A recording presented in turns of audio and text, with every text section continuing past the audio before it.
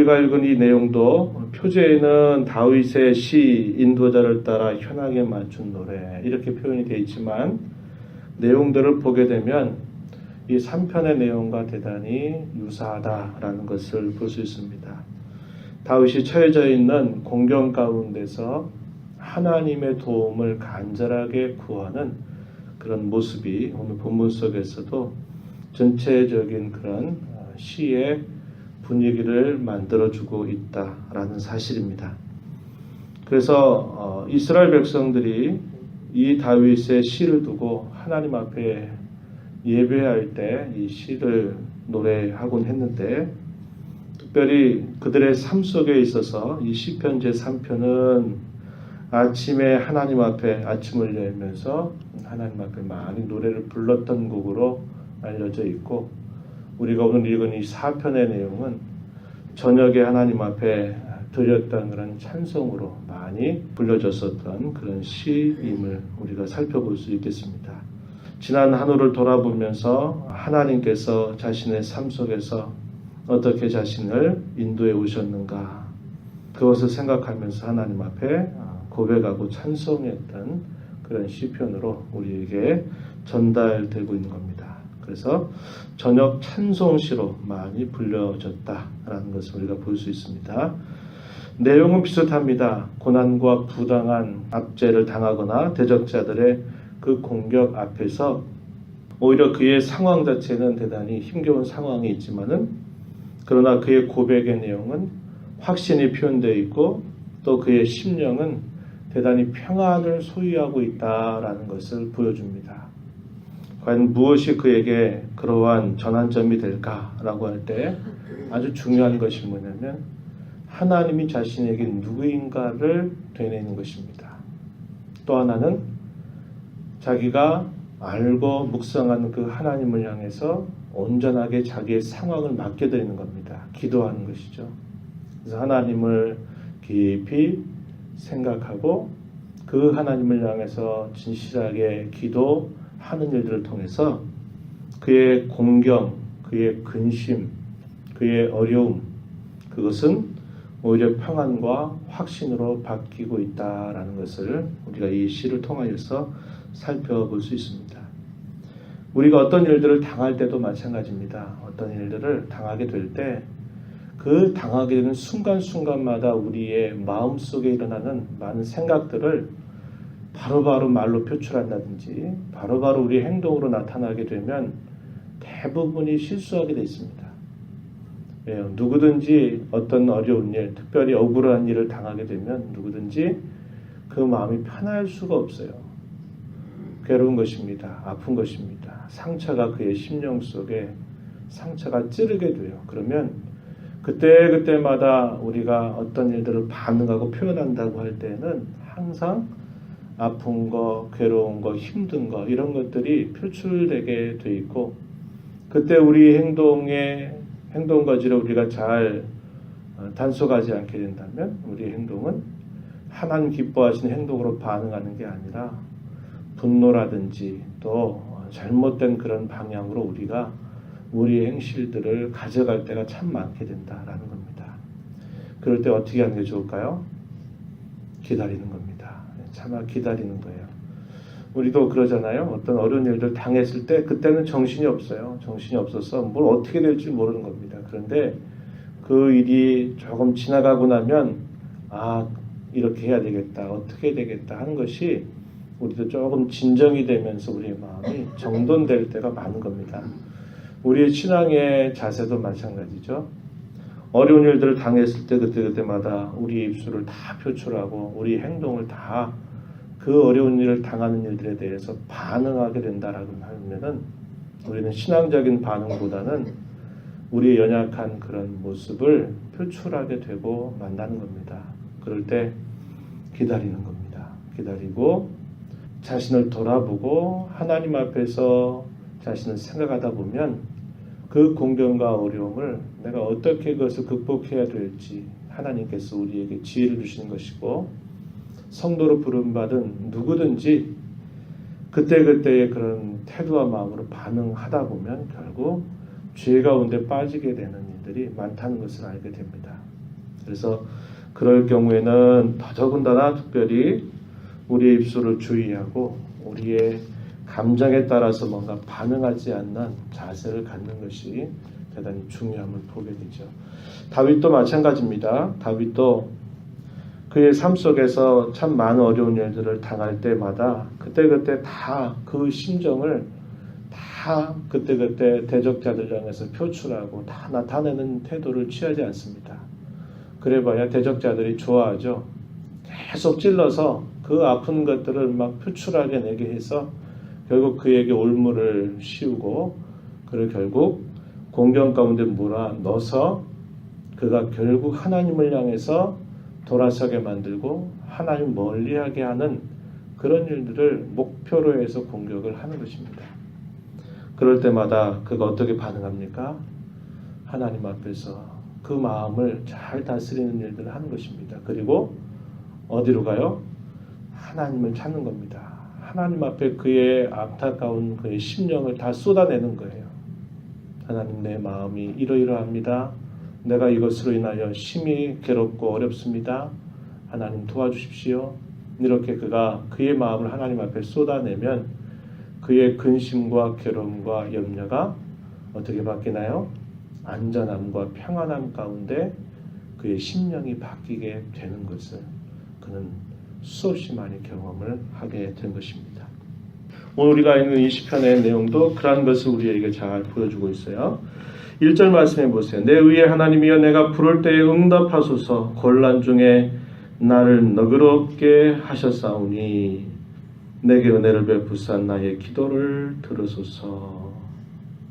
곤란 중에, 이 말은 그가 어려움과 시련 가운데 놓여 있다라는 것을 단 한마디로 표현하고 있는 말입니다. 곤란 중에 자신을 하나님께서 너그럽게 하셨다. 이 말은 지난 세월 동안 하나님이 자신을 이렇게 인도해 오셨다라는 것을 기억하는 겁니다. 도무지 감당할 수 없어 보였던 아픔, 괴로움, 그 곤란 중에 하나님이 그때마다 그를 건져주셨던 그 하나님의 구원하심을 이렇게 표현하고 있는 것이죠. 곤란 중에 나를 너그럽게 하셨사오니 내게 은혜를 베푸사 나의 기도를 들으소서. 이렇게 간구를 올리고 있습니다. 6절 말씀에 또 가서 보세요. 여러 사람들은 이렇게 다윗에게 말합니다. 우리에게 선을 보일 자 누구뇨? 이런 상황 속에 과연 누가 선을 베풀겠는가? 누가 도와주겠는가? 이렇게 하면서 소위 신앙의 무용론을 계속 부추기는 것입니다. 네가 그렇게 하나님을 섬긴다 그랬는데, 하나님이 너한테 그렇게 소중하다고 너는 이야기하는데, 너 이런 상황 속에 하나님이 너 얼마나 도우시는지 한번 봐라. 너 정말 하나님이 너를 그렇게 사랑하신다면 너 지금 이렇게 내버려 둘 수 있느냐 하면서 하나님을 경외하는 그러한 태도에 대해서 대단히 회의적인 생각을 불어넣는 것입니다. 욥도 마찬가지였죠. 욥에게 임했던 그 고난의 깊은 그런 아픔, 또 그런 내용들은 결국 어디로부터 온 겁니까? 사단이 그의 신앙이 거짓된 것을 이렇게 밝히고자 그렇게 했었던 내용이죠. 하나님께서 모든 것을 욥에게 다 더해주셨기 때문에 욥이 하나님을 경외하는 것인데, 만약에 하나님이 주셨던 것들을 다시 가져가신다면 욥은 결국 하나님을 부정하고 말 것입니다. 부인하고 말 것입니다. 한번 보세요. 그럴 겁니다. 이렇게 하면서 욥을 아주 공경 가운데 몰아넣었던 그 이야기를 우리가 기억합니다. 그와 비슷한 그런 모습을 볼 수 있어요. 6절 계속해서 보면 사람들은 그렇게 말하지만 이렇게 다윗이 하나님 앞에 기도합니다. 여호와여 주의 얼굴을 들어 우리에게 비추소서. 이렇게 기도합니다. 하나님을 더 찾는 겁니다. 대적자는 그의 상황을 어렵게 만들어서 그 상황 때문에 결국 목적한 게 뭘까요? 하나님을 떠나게 만드는 데 목적이 있어요. 상황 자체가 목적이 아닙니다. 그를 공경 가운데 몰아넣는 게 목적이 아니라 사탄은 항상 그 곤란한 상황 속에서 그의 마음이 결국 하나님께로부터 돌아서게 만드는 데 그 목적이 있어요. 그런데 어떻게 합니까? 더 하나님을 붙잡는 겁니다. 그러면 그럴수록 더 하나님을 의지하는 겁니다. 어떻게 해볼 방도가 없는 거예요. 다윗이 그러한 태도로 하나님 앞에 서는 겁니다. 곤란이 오고 시련이 오면 그의 결심은 더 단단해져요. 어떤 결심? 아이 소용없더라. 하나님 섬기는 게 별 도움이 안 되더라. 이렇게 돌아서는 게 아니라 곤란 가운데 있을 때 그의 결심이 더 단호해지는 것은 뭐냐면 더 하나님을 붙잡는 겁니다. 대적자가 어떻게 해볼 방도가 없어요. 그렇게 한다면 어떻게 합니까? 할 수가 없는 거죠. 그래서 그의 마음이 어떻게 바뀌어 가는가 7절에 보니까 주께서 내 마음에 두신 기쁨은 그들의 곡식과 새 포도주가 풍성할 때보다 더합니다. 그의 마음속으로부터 흘러나오는 진솔한 고백은 뭐냐?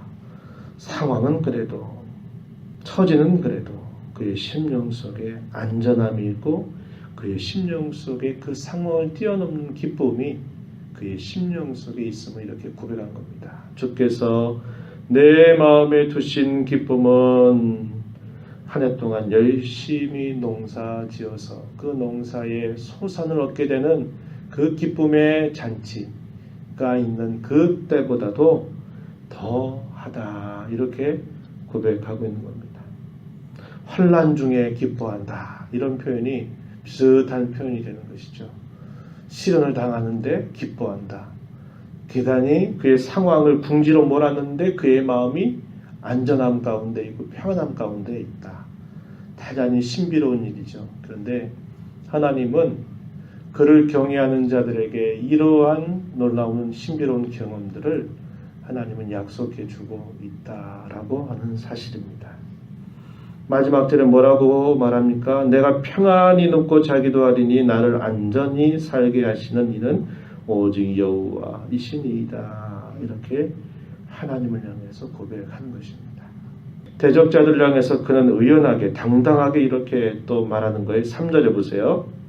2절부터 5절의 내용이 쭉 그런 내용인데 2절부터 보시면 인생들아 어느 때까지 나의 영광을 받고 욕되게 하며 헛된 일을 좋아하고 거짓을 구하려는가. 여호와께서 자기를 위하여 경건한 자를 택하신 줄 너희가 알지어다.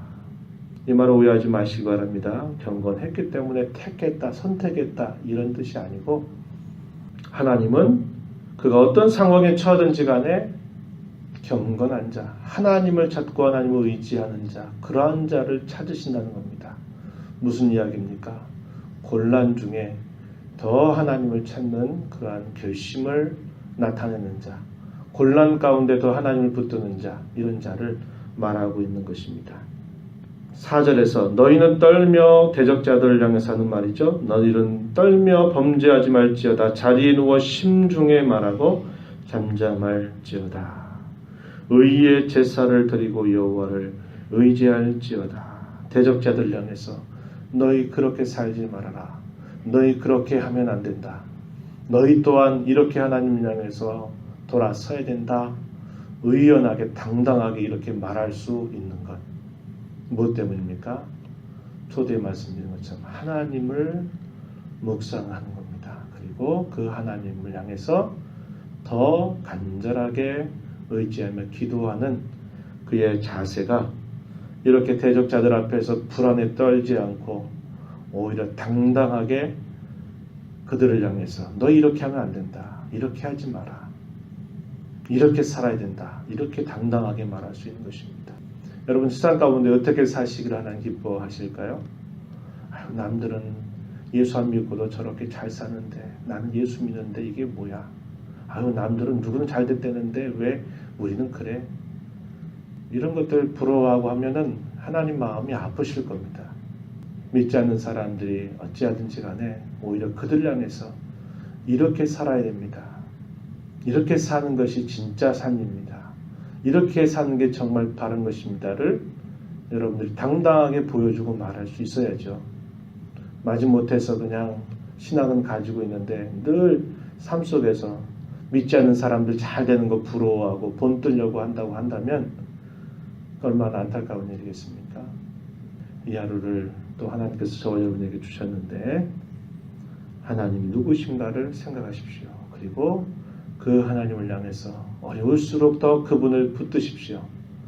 이것이 대적자들을 이겨나갈 수 있는 아주 큰 힘이 되는 것입니다. 뿐만 아니라 세상 가운데 하나님 모르고 사는 것을 부러워하지 말고 하나님 믿고 사는 것이 이러한 삶이다를 여러분들이 보여주려고 하는 자세를 가지고 이 하루를 살아가십시오.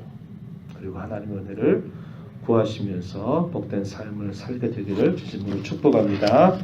하나님 아버지 감사합니다. 이 새벽 시간에도 저희들을 주께로 인도하셔서 오늘도 주의 말씀 앞에 또 우리의 마음을 기울이고 앞선 성도 다윗이 곤란과 어려움과 또 억울하고 참 힘겨운 그런 상황들을 만났을지라도 그때 자신의 마음을 다 토하고 또 반응하는 태도를 취하기보다는 문제가 생길 때마다 그 문제를 끌어안고 하나님을 찾고 하나님을 생각하며 하나님께 그 모든 것들을 맡기는 그런 그의 신앙의 자세를 통해서 곤란과 시련과 어려움이 오히려 확신과 안정과 평안함으로 바뀌게 되고 믿지 않는 자들을 부러워하는 삶이 아니라 그들을 향해서 그렇게 살면 안 된다고 의연하게 당당하게 말할 수 있었던 다윗의 모습을 살펴보았습니다. 우리가 이 세상 가운데 살면서 여전히 하나님은 동일하신 분이고 우리가 여러 가지 어려운 일들을 만날 때마다 그때가 더 하나님을 묵상하는 때 하나님을 더 찾아야 될 때임을 기억해서 세상 가운데 당당하게 의연하게 성도답게 살아가는 저희들이 되게 하여 주옵소서. 은혜의 보좌 앞에 나와 간구합니다. 불쌍히 여기시고 도우셔서 오늘도 주와 더불어 더욱 동행하는 복된 삶 되게 하시고 저희들의 간구에 길 기울이시고 응답하여 주시옵소서. 귀하신 예수님 이름으로 기도하옵나이다. 아멘.